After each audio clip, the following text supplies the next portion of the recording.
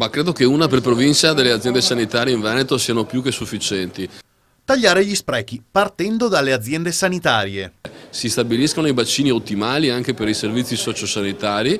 Per noi coincidono più o meno attorno alle vecchie province, ma in qualche maniera insomma riduzione drastica da 21 a 7 USL, credo che non si deva andare oltre. L'idea è del consigliere regionale veneziano Pettenò, che ha lanciato una raccolta firme perché la proposta di legge presentata a Ferrofini venga discussa prima della fine della legislatura. Ho visto che qui ci sono delle condivisioni, ripeto, perfino il Presidente della Giunta regionale ha detto che in questa direzione ci si deve arrivare, ma non ha il coraggio di affrontarla, cioè Zaia non ha coraggio di dire che 7 USL nel Veneto sarebbero più che sufficienti. Allora lanceremo una campagna di raccolta firme, ci rivolgeremo ai veneti. Con i soldi risparmiati, soprattutto quelli degli stipendi dei top manager, secondo Pettenò sarebbe possibile non far pagare il ticket agli utenti. Quei soldi risparmiati li metteremo invece per mantenere i servizi. I tagli dello Stato sulla sanità li denunciamo, però in qualche maniera non può essere che poi la Regione copre questi tagli con un ticket, con pagamenti, diciamo così, che i pazienti devono fare.